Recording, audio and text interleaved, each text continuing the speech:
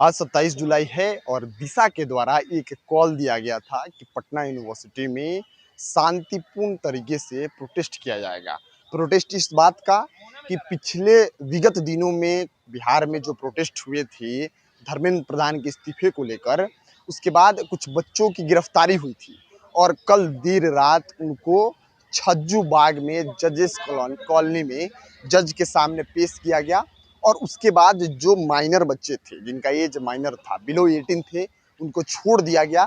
लेकिन जो बच्चे अबव 18 थे उनके ऊपर चार्जेस लगा दिए गए। लगभग 87 बच्चे थे, 87 बच्चे थे जिनके ऊपर चार्जेस लगा दिए गए और देर रात उनको बेउर जेल शिफ्ट किया गया। बहुत ऐसे बच्चे हैं जिनके ऊपर बीएनएस की धारा 109 लगी है, जो अटेम्प्ट टू मर्डर की धारा बच्चों पर लग चुकी है। हालांकि सीजेपी और जो सरकार की तरफ से जेपी नड्डा बैठे हुए थे, जो लास्ट प्रेस कॉन्फ्रेंस हुआ था और इस बात पे सहमति बनी थी कि देश भर में जितने बच्चों के ऊपर प्रोटेस्ट के दौरान एफआईआर किए गए हैं, बच्चों को उठाया गया है, उनके ऊपर कोई चार्जेस नहीं लगेंगे, उनको छोड़ दिया जाएगा।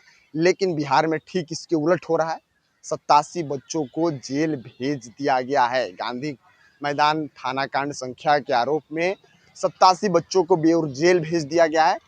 लेकिन अभी की स्थिति ये है, आप एक बार पटना यूनिवर्सिटी कैंपस को दिखाइए।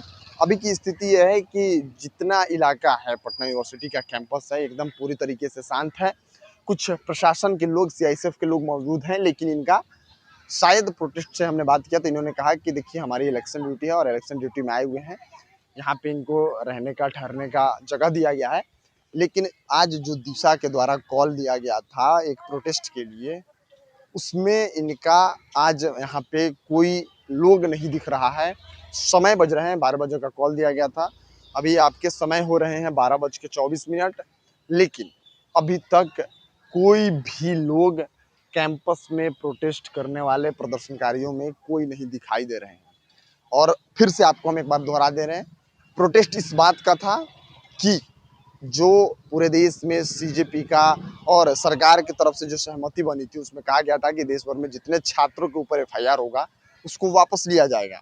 लेकिन ठीक इसके उलट बिहार में 87 बच्चों को जेल भेज दिया गया है। अभी की खबर यही है, कल देर रात उनको जजेस कॉलोनी में जज के सामने पेश किया गया और उसके बाद उनको कार्रवाई के बाद कुछ चार्जेस लगा के उनको जेल भेज दिया गया है, जिसके एवज में दिशा एक कॉल की थी प्रोटेस्ट के लिए। लेकिन अभी तक कोई लोग इधर दिखाई नहीं दे रहे हैं।